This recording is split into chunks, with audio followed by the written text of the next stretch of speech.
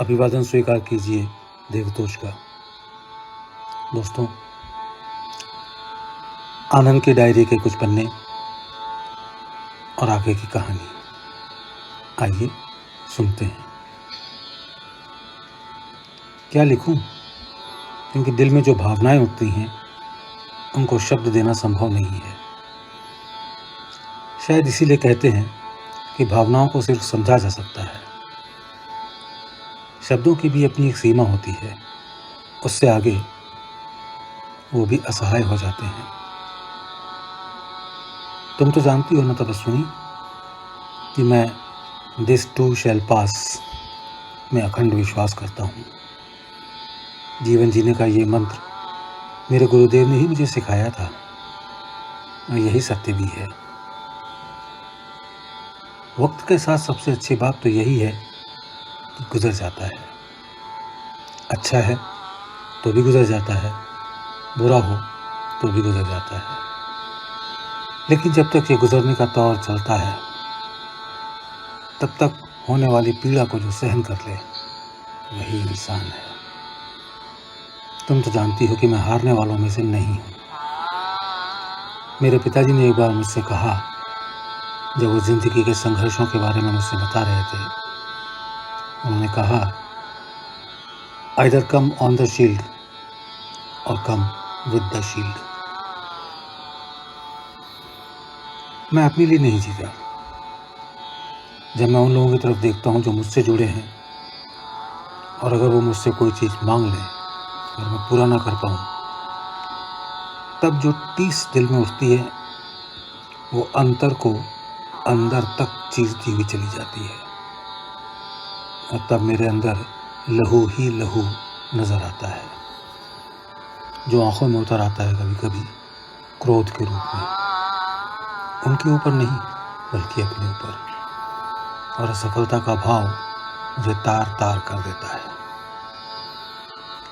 ये जो तुम आज पढ़ रही हो, ये मेरे जीवन का वो पक्ष है जिसकी तरफ देखने से मैं खुद डरता हूँ। कौन उन चीज़ को देखना चाहेगा जो उसको भयभीत करती हूँ, स्वयं पर से उसका विश्वास कम करती हूँ।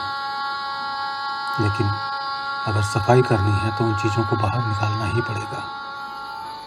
उनके अंदर घुस के उनको बर्दाश्त करते हुए उनसे निकलना पड़ेगा। दो चार तो होना ही पड़ेगा।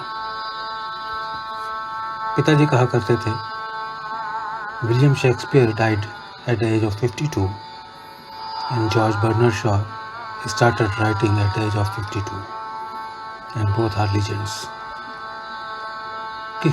किसकी किस्मत कब रुख बदलेगी कोई नहीं जानता। हमको अपने प्रयत्न में कमी नहीं करनी चाहिए, ईमानदार प्रयत्न। वही गीता का सार, कर्मण्येवाधिकारस्ते मा फलेषु कदाचन, सब सच है।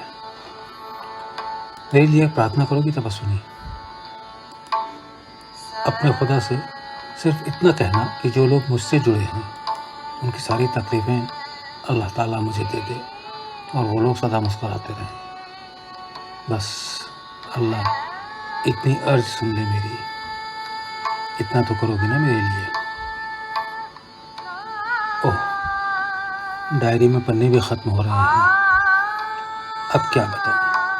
किसी किताब वाले की दुकान पर जाकर अगर भिक्षा में एक डायरी मांगूंगा तो वो भी हंसेगा।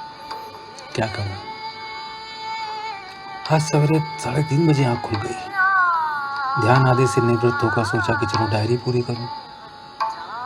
ध्यान इस विचार के साथ खत्म हुआ, तेरे जलवे अब मुझे हर सू नजर आने लगे, काश ये भी हो कि मुझ में तू नजर आने लगे। मेरे यहाँ रहने से अंजलि को काफ़ी काम पड़ गया है। छोटी सी रानी बिटिया गरम गरम चाय लेकर आ गई। लो बाबा चाय ले लो। पंडित जी भी चाय का गिलास लेकर मेरे पास ही बैठ गए। सवेरे सवेरे कहाँ जाने की तैयारी है? उनका प्रश्न। थोड़ा अहम कम करने जा रहा हूँ, मेरा जवाब। क्या मतलब? हाँ पंडित जी, कुछ दिनों से मंदिर में बैठे बैठे कुछ अहंकार सा आ गया। सब कुछ बैठे बैठाए मिल रहा है। इसलिए आज पास के गांव में भिक्षा मांगने जा रहा हूँ। ज़्यादातर लोग जो बचा हुआ है भिक्षा में देकर पुण्य कमाते हैं, कुछ गालियाँ देकर। 1 या 2 ही होते हैं जो अपनी ज़रूरतों को काट कर भिक्षा देते हैं। कई बार तो कुछ लोग कटाक्ष भी कर देते हैं। मैं मेरे मालिक की मर्जी कहकर मुस्कुरा देता हूँ। इससे मुझे लगता है कि मेरा अहंकार कम होता है। आज फिर स्वास्थ्य कुछ ढीला है। अंजलि बिटिया की 1 कप चाय ने काफ़ी आराम दिया। चलते चलते बहुत थकान सी लग गई। पास के एक मकान में कुछ देर आराम करने के लिए रुक गया था। बारिश शुरू हो गई है। अब्बा देखो, दरवाजे पे कोई बैठा है। एक छोटे से बच्चे की आवाज़ सुनाई दी। जा ये रोटी दे दे उसको। अब्बा यहाँ आवो। इतनी आवाज़ मैंने सुनी। मैं शायद थकान और जोर की वजह से कुछ मूर्छित सा हो रहा था। आँख खोली तो एक मियाँ सामने बैठे हुए मुझे घूर रहे थे। हुजूर क्या तबीयत खराब है? उनका सवाल। जी मियाँ, हरारत से लगती है। तो कहाँ इस तूफ़ानी मौसम में घूमने निकल पड़े? तफरीह के लिए निकले थे या ख़ुदकुशी करने?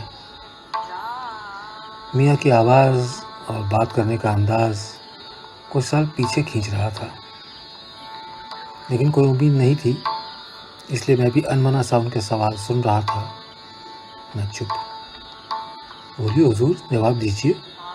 तफरीह करने निकले थे या ख़ुदकुशी? मैं मियाँ की तरफ गौर से देखता रहा। तपस्वी जानते हो वो मियाँ कौन थे? वो थे सज्जाद मियाँ।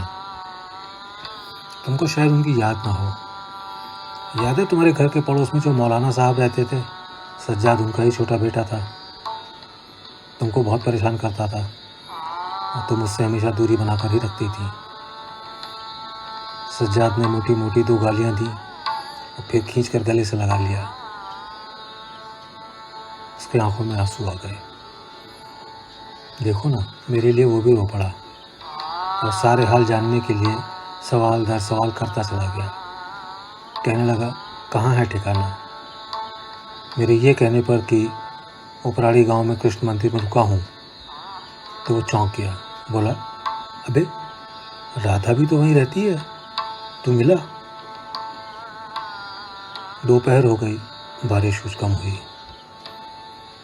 आज पहली बार तबीयत को लेकर न जाने कुछ डर सा लगा, सो वापस मंदिर चल पड़ा। आज की भिक्षा में मालिक ने सज्जाद मियाँ का खाना लिख दिया था, सो नसीब हो गया। वो आज भी तुमको याद करता है तपस्विनी। बाकी फिर कभी। थोड़ा आराम करने का मन है।